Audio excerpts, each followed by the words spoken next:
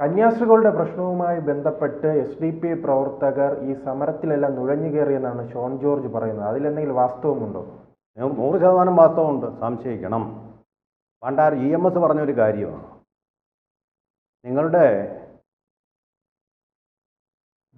സുഹൃത്തുക്കൾ നിങ്ങളെ വഴക്ക് പറഞ്ഞാലോ വിമർശിച്ചാലോ ഒട്ടും നമ്മൾ അത്ഭുതപ്പെടേണ്ടതില്ല, അങ്ങനെയാണ്. പക്ഷേ നിങ്ങളുടെ ഒരു ശത്രു പെട്ടെന്ന് നിങ്ങളെ പ്രശംസിച്ചാൽ സൂക്ഷിക്കണം, അവിടെ എന്തോ കുഴപ്പമുണ്ട്, നിങ്ങളുടെ സുരക്ഷയ്ക്ക് ഭീഷണിയുണ്ട്. ഈ അർത്ഥത്തിൽ EMS ഒരിക്കൽ എഴുതിയിട്ടുണ്ട്. വളരെ സത്യമായ കാര്യം. ഇവിടെ ഇപ്പോൾ ഛത്തീസ്ഗഡിൽ പ്രശ്നം ഉണ്ടായിക്കഴിഞ്ഞപ്പോൾ അവിടെ അടിയൻ രക്ഷിപ്പവും എന്നും പറഞ്ഞ് ചാടി പുറപ്പെട്ട് ഇറങ്ങിയ പല സംഘടനകളുണ്ട്, പല രാഷ്ട്രീയ പാർട്ടികളുമുണ്ട്, പല നേതാക്കന്മാരുമുണ്ട്. അവിടുത്തെ കോൺഗ്രസ് അനങ്ങിയിട്ടില്ല കേട്ടോ. ഇന്ന് വരെ ഹേമന്ത് സോറൻ്റെ നേതൃത്വത്തിലുള്ള 35 അംഗങ്ങളുള്ള കോൺഗ്രസിൻ്റെ അവിടുത്തെ പാർലമെൻ്ററി പാർട്ടി ഇതുവരെ ഒരു കാര്യം പോലും അതിനെക്കുറിച്ച് മിണ്ടിയിട്ടില്ല. കഴിഞ്ഞ ദിവസം വരെ ഉണ്ടായിരുന്നു ഷിബു സോറൻ, ഹേമന്ത് സോറൻ്റെ അച്ഛൻ. അദ്ദേഹം ഒരു വാക്ക് പറഞ്ഞിട്ടില്ല. അദ്ദേഹം കിടക്കയിലായിരുന്നു, ബെഡിൽ റെസ്റ്റ് ചെയ്തുകൊണ്ടിരിക്കുകയായിരുന്നു. അദ്ദേഹം പോലും ഒരു കാര്യം പോലും പറയുന്നത്. കാരണം എന്താണെന്ന് വെച്ചാൽ അവരെല്ലാം നിലകൊള്ളുന്നത് ആദിവാസികളുടെ സുരക്ഷിതത്വത്തിനും അവരുടെ സ്വത്വബോധത്തിനും വേണ്ടി. എവിടെയൊക്കെ പറയാനുണ്ടല്ലോ ആദിവാസി സ്വത്വബോധം, വേടൻ എന്നൊക്കെ പറഞ്ഞ് വലിയ പ്രക്ഷോഭം വേടന് വേണ്ടി നടത്തുന്നല്ലോ, ആദിവാസി സ്വത്വത്തിന് വേണ്ടിയാണ്. ഇതേ ആൾക്കാർ തന്നെയാണ് ആദിവാസി സ്വത്വത്തെ ക്യാപിറ്റൽ പണിഷ്മെൻറ്റിന് വിധിക്കുന്ന മതപരിവർത്തനത്തിന് വേണ്ടി പുറപ്പെട്ട ആൾക്കാരുടെ സുരക്ഷയ്ക്ക് വേണ്ടി എന്ന് പറഞ്ഞ് അവിടെ ബഹളം കൂട്ടി പ്രക്ഷോഭം ഉണ്ടാക്കിയത്. ഇത്രയും മാത്രം മനസ്സിലാക്കിയാൽ മതി. അതാണ് അവിടെ സംഭവിച്ചത്. അതുകൊണ്ട് അതിലേക്ക് ചാടിപ്പുറപ്പെട്ട ജമാഅത്തെ ഇസ്ലാമിൻ്റെയും അതുപോലെ തന്നെ പോപ്പുലർ ഫ്രണ്ടിൻ്റെ രാഷ്ട്രീയ രൂപമായ SDPIയുടെയും അവിടുത്തെ സാന്നിധ്യം വളരെ സൂക്ഷിച്ച്, അതിൻ്റെ അർത്ഥം ക്രിസ്ത്യാനികൾക്ക് എന്തോ BJP അടിക്കാൻ കിട്ടിയ ഒരു വടിയായത് കൊണ്ടായിരിക്കും SDPI ഇതിൽ ചാടി വീണത്. അതെ, അത് തിരക്കഥ എഴുതി വെച്ചിരിക്കുക. അടിക്കാനുള്ള വടി കിട്ടിയതല്ല, അവർ തന്നെ തിരക്കഥ സൃഷ്ടിച്ചതാണ്. അന്വേഷണത്തിലൂടെ പുറത്തു വരൂ. ഇപ്പോൾ നമ്മൾ മുംബൈയിലെ അപ്പോൾ കണ്ടില്ലേ, സാഫ്രൺ ടെറർ എന്ന് വിശേഷിപ്പിക്കപ്പെട്ട മലേഗാവോൺ സ്ഫോടനത്തിൻ്റെ ആരാണിതിൻ്റെ പിന്നിലെ ആസൂത്രണം നടത്തിയത്? സൂത്രധാരൻ P. ചിദംബരമായിരുന്നു. നരേന്ദ്രമോദിയെയും അമിത്ഷായെയും കൊടുക്കാൻ വേണ്ടിയിട്ട് സ്വാതി പ്രജ്ഞ എന്ന സ്ത്രീയെ അതിക്രൂരമായ പീഡനങ്ങൾക്കാണ് വിധേയമാക്കിയിട്ട്, ശാരീരികവും മാനസികവുമായ പീഡനങ്ങൾ ഇപ്പോൾ പുറത്തു വന്നല്ലോ, തെളിവുകളുടെ അടിസ്ഥാനത്തിൽ പുറത്തു വന്നില്ലേ എന്ന് പറയുന്നത് പോലെ തിരക്കഥ എഴുതിയെന്ന് നമുക്കാർക്കും അറിയില്ല. നല്ലൊരു തിരക്കഥയാണ് ഇത്, സിനിമയ്ക്ക് പറ്റിയ തിരക്കഥയാണ് രചിച്ചിരിക്കുന്നത്. എങ്ങും നടക്കാത്തത് കോൺഗ്രസ് കൊണ്ടുവന്ന ഒരു ബില്ലിൻ്റെ പേരിൽ മതപരിവർത്തന ബില്ലല്ലത്, മതപരിവർത്തന വിരുദ്ധ ബില്ലിൻ്റെ പേരിൽ എടുത്ത നടപടി എതിരെ കോൺഗ്രസ് ശബ്ദിച്ചിട്ടില്ല. പക്ഷേ മറ്റുള്ളിടത്തു നിന്നും അത് CPMന് വലിയ ഇതെണ്ണം, ജമാഅത്തെ ഇസ്ലാമിക്ക്, SDPIക്ക്, അതുപോലെ തന്നെ CPMന്, ജോൺ ബ്രിട്ടാസിന് ഇരിക്കപ്പുറതിയില്ല. ഇവരിടപെട്ടതുകൊണ്ടാണ് ഈ ജാമ്യം ഇത്രയും ദിവസം വൈകിയത്, 9 ദിവസം വൈകിയത്. അല്ലെങ്കിൽ രണ്ടാമത്തെ ദിവസം തന്നെ ജാമ്യം കിട്ടി പോകുമായിരുന്നു. ഇത്രയും താമസിപ്പിക്കാൻ കാര്യം അതാണ്. കാരണം അവിടുത്തെ ജനങ്ങൾ വിളകി. ഇതിനനുസരിച്ച് നിയമത്തിൻ്റെ വഴിക്ക് പോട്ടെ എന്നൊരു വാശി അവരും പിടിച്ച്, അവർക്ക് കൊണ്ട് വാശി. കാരണം അവരുടെ സംസ്ഥാനം ആദിവാസികളുടെ സംസ്ഥാനമാണ്. അങ്ങനെയുള്ള സംസ്ഥാനം, അവർക്ക് വേണ്ട വികസനത്തിന് വേണ്ടി രൂപവൽക്കരിച്ച സംസ്ഥാനം. അല്ല, SDPI ഇത് എന്തായിരിക്കും ലക്ഷ്യമിട്ടത്? കേരളത്തിൽ ഒരു BJP ക്രൈസ്തവ ഐക്യം രൂപപ്പെടുന്നു എന്നൊരു തോന്നലിലൂടെ ഉള്ളത് കൊണ്ടാണോ ഇതിൽ കൃത്യമായ SDPIയുടെ ലക്ഷ്യം ഒന്നേ ഉള്ളൂ.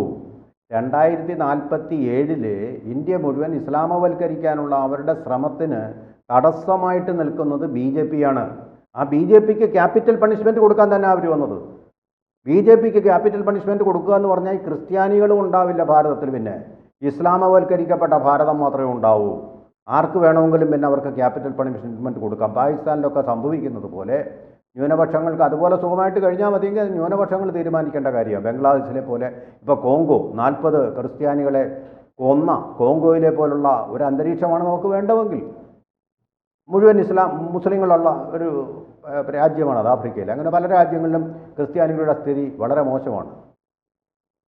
പിന്നെ ഇവിടെ നടത്തുന്നത് അവരുടെ രക്ഷാപ്രവർത്തനം മാത്രമല്ല അവർ നടത്തുന്നത്, മറ്റ് മതങ്ങളിൽ നിന്ന് ഹിന്ദു മതത്തിൽ നിന്ന് മാത്രമേ നടത്തൂ. മുസ്ലിം ഏരിയയിലേക്ക് ഇവർ പോകാനോ മിഷനറി പ്രവർത്തനം നടത്താനോ ധൈര്യപ്പെടുകയില്ല. ജമ്മു കാശ്മീരിൽ ഒറ്റ കന്യാസ്ത്രീയെ കണ്ടിട്ടുണ്ടോ? ശ്രീജിത്ത് കണ്ടിട്ടുണ്ടോ? ഞാൻ പോയിട്ടുണ്ട്, 2 തവണ പോയിട്ടുണ്ട്. ഇതുവരെ ഞാൻ കണ്ടിട്ടില്ല. നടത്താൻ പറ്റുകയില്ല.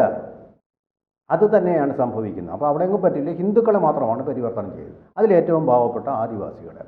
കാരണം അവർക്ക് പണമില്ല, നിസ്വരാണ് അവർ. അവരുടെ ദാരിദ്ര്യവും നിരക്ഷരതയാണ് ചൂഷണം ചെയ്യുന്നത്. സത്യമാണ്. ഇത് 1964 വത്തിക്കാനിൽ കൂടിയ കാത്തലിക് കാർദിനാൽമാരുടെ കോൺക്ലേവ് നിരോധിച്ചതാണ്. അവരിതിനെതിരാണ്. ഏറ്റവും സംസ്കാര സമ്പന്നരായിട്ടുള്ള ക്രിസ്ത്യാനികളുടെ വിഭാഗമാണ് റോമൻ കാത്തലിക്സ് എന്ന് പറയുന്നത്. അവർ നിരോധിച്ചിട്ടുണ്ട്. ആ മണിപ്പൂരിലുമൊക്കെ നടന്ന പരിവർത്തനങ്ങളെ നമ്മുടെ പല കാത്തലിക് ബിഷപ്പുമാരും അവലപിച്ചിട്ടുണ്ട്.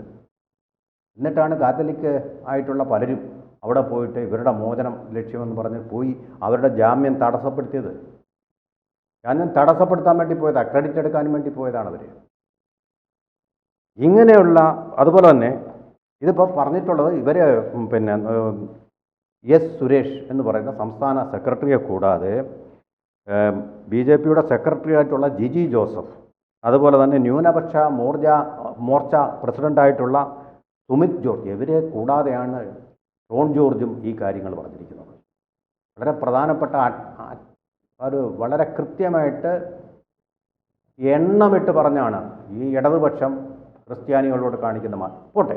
മുനമ്പം കാര്യത്തിൽ എന്തു സഹായമാണ് പാവപ്പെട്ട അവിടുത്തെ ഇതുപോലെ ആദിവാസികളെക്കാളും കഷ്ടമായിട്ടുള്ള അവിടുത്തെ ക്രിസ്ത്യൻ കർഷകരുടെ താല്പര്യത്തിന് എന്ത് രക്ഷയാണ് അവർ ചെയ്തിട്ടുള്ളത്? എന്ത് നിലപാടാണ് അവർ സ്വീകരിച്ചിട്ടുള്ളത്? അനുകൂലമായ ഒരു നിലപാടെടുത്തിട്ടുണ്ടോ അവർ? അതുപോലെ തന്നെ അവർ കൃത്യമായിട്ട് ഇവർ പറഞ്ഞ കാര്യം, കുഞ്ഞാടിനെ കൊണ്ടുപോയി അറവുകാരൻ്റെ കൂട്ടിൽ കെട്ടുന്നത് പോലുള്ള ഒരു പരിപാടിയാണ് SDPIയുമായിട്ട് ചേർന്ന്, അതുപോലെ തന്നെ ജമായത്തെ ഇസ്ലാമിയുമായിട്ട് ചേർന്നിട്ട് അവിടെ പ്രക്ഷോഭം നടത്തിയത്. അങ്ങനൊരു